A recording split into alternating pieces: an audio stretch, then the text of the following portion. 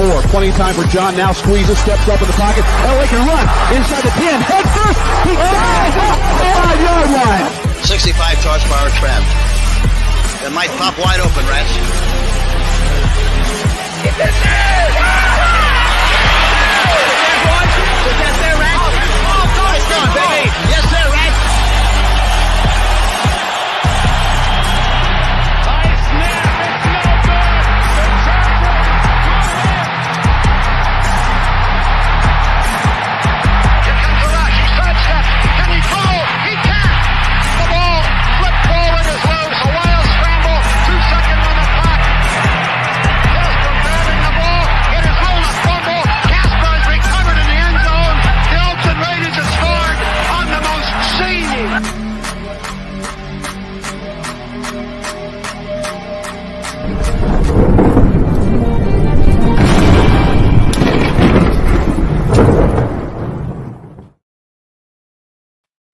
Hello and happy Wednesday, and welcome to this edition of the Wild Wild West podcast.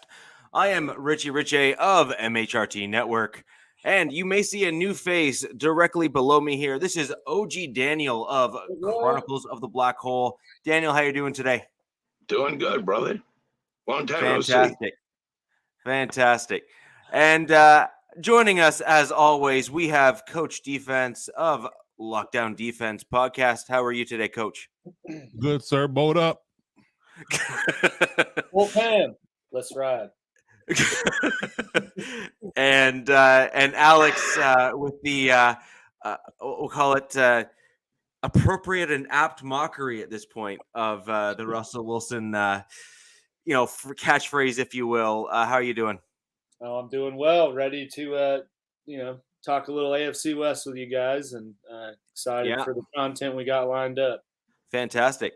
And just a quick reminder for all of you that are joining us on Twitter. Twitter made some changes a little while ago now, actually, and for whatever reason, as a result of those changes, we are unable to see your comments live in the stream. So if you really want to get your comments heard, you want to start getting some questions over to our upcoming guest, it's at GenJag over there on YouTube with some Jaguars and Raiders questions. Please jump over to YouTube on any of the channels that we're streaming on and get those questions in. We would love to hear from you and would love to have you join us live over on YouTube. By the way, Facebook also allows comments to flow through here. So if that's your platform of choice, you can jump over there as well. So guys, we're going to go ahead and jump right into it. Our guest today is Jordan of GenJag. As you all know, Hall of Fame game coming up tomorrow, if I'm not mistaken, between the Raiders and the Jags. And I believe they actually did like a walkthrough earlier today, if I remember reading everything online correctly. I'm gonna go ahead and bring in Jordan right now. If we could all give Jordan a round of applause. Jordan, thank you for joining us today. Thanks so much for having me, y'all. Appreciate the round of applause. That awesome. Might be the best intro I've had on a podcast yet. Love it. We really aim for that grand entrance in here. Yes. And guys, just because of how fitting it is, fresh from a layover in Charlotte in the airport, we brought in Captain Jack, who wanted to join us very briefly today. Captain, thank you for coming in. Yarg! And hopefully I won't have an announcement over the thing, which would really screw up all of the acoustics here, but that's just the way it is. So when I'm not talking, I'm going to mute the mic so you won't hear me, which a lot of people probably would prefer anyway. That's not a bad thing. So Jordan, first off, thank you for joining us today. This is awesome. We always enjoy having other teams' pods on the show. Super interesting stuff. You want to maybe just break down a little bit of kind of what you do and perhaps give us some of your more recent takes and some of the new news surrounding the Jaguars to maybe kick us off? Sure. So Jordan DeLugo, I cover the Jaguars for Generation Jaguar. Started the company in 2015 just as an outlet to write about the Jags, obviously, and slowly kind of built the brand. Now I'm able to go out, official media, cover the practices, having a good time out there. A hot time down here in Florida, as you might imagine, but a good time nonetheless. Jaguars have had 8 practices so far throughout training camp, only 2 fully padded practices, which is a little bit of a concern, in my opinion, going into, preseason week 0, I guess you could call it, for the Hall of Fame game, having only 2 padded practices prior to playing a game. We'll see if it ends up being a competitive disadvantage for the Jaguars or advantage for the Raiders. But where do we begin? There's a lot different here in Jacksonville than there was just about 12 months ago when you look at the power structure, coaching staff, Urban Meyer talent. There's a lot going on. So I think the biggest thing you can take away is Trevor Lawrence finally has a quarterback coach, a head coach that is going to, at least at the very bare minimum, be a professional and handle himself as such. And, he's a guy that's won the Super Bowl. He's done a lot of different things with different quarterbacks throughout his time in the league, and a former quarterback himself. He knows what it takes to be a quarterback in this league, and he knows how to get the most out of his quarterback. So at the very least, I think Jaguars fans can take solace in the fact that you have Trevor Lawrence and Doug Peterson coaching him up. Who is a Reed disciple, should I add? Absolutely. To get that had some good years there in Kansas City, huh? Oh, yeah. So when you start looking ahead, you mentioned concerns actually about the lack of padded practice. Is there not also a flip side to that with regards to some of the injuries? The Broncos have recently had a pretty big one with Tim Patrick in the ACL.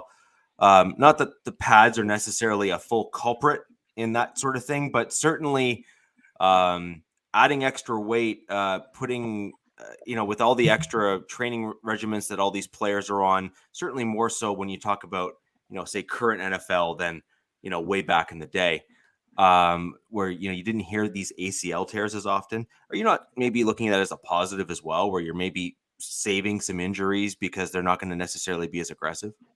It could be, certainly. Having only 2 padded practices, the Jaguars haven't suffered any major injuries yet in training camp. Of course, they're hoping to avoid that. But you look back at OTAs when it was unpadded and you had Jordan Smith, the second-year defensive end / outside linebacker, go down with the season-ending knee injury. CJ Beathard, the second-string quarterback, suffers a groin injury in OTAs when, it's non-padded. So I just think it's really difficult to predict when and how injuries will take place, whether you have pads on, whether you don't have pads on. It's tough to predict. No, I think I guess that's fair. It's just, I always look at these situations kind of from both sides.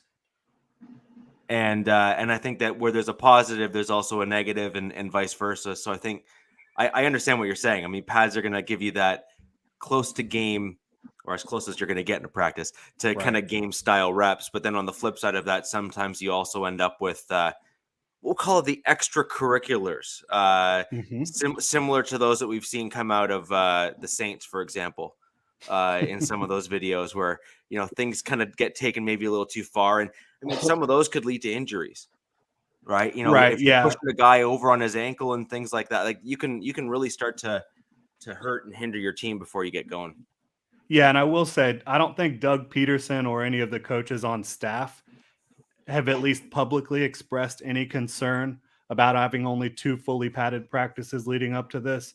I think they feel good about it. So if the coaches feel all right about it, I think probably it's not too big of a deal. But I am interested to see, like, if the Jaguars come out and they're sharp with their tackling or not, because you haven't had really any time to work on that. Obviously, you've been able to work on your form. You're practicing it without going fully to the ground and going all the way through the tackle, but it'll be interesting to me. And of course, it's not a game where, the results matter outside of avoiding injuries and just trying to show some development here. But it'll be interesting to see if there's any sort of competitive advantage or disadvantage for either team, I think. And mentioning the extracurriculars. Yes. I would say that has been more prevalent at Jaguars camp since the pads have come on. So I think you're absolutely right there. Yeah. OG, I wanted to throw over to you as the the non-muted Raiders personality here on screen.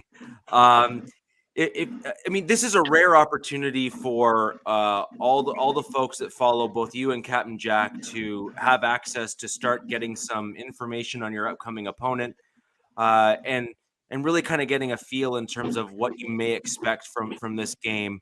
Wanted to have a couple questions you might have on the Jaguars front, if you wanted to go ahead and throw them over to Jordan while he's with us. Okay, well, I know you guys spent a lot of money this year. Sure did. And it's the most money a team's ever spent in an NFL offseason. On Christian Kirk. But okay, so you guys handing out bag. But the thing is, I mean, from this upcoming game, what are we going to get? One series of starters, maybe, and then it's just evaluating the guys who are auditioning. Okay, so we're looking for, there's gonna be injuries. I mean, that happens in preseason. I don't know if it'll be this game, but it happens. Right. And a lot of basically, this is these other guys' chance to get on the team, get seen, get evaluated, and you're going to see guys that are going to be ballers unexpectedly, and you're going to see guys that are going to be like, why has this guy ever seen a football before? This happens in preseason. What do you think you guys have done best in upgrading offense or defense on your team? That's a great question, because they've done a lot of upgrading, or they've at least attempted to do a lot of upgrading in a lot of different areas. I think perhaps the biggest upgrade is just addition by subtraction of not having Urban Meyer in the building anymore. And I know that comes off as funny, snarky, whatever, but I'm dead serious. I think he had to go.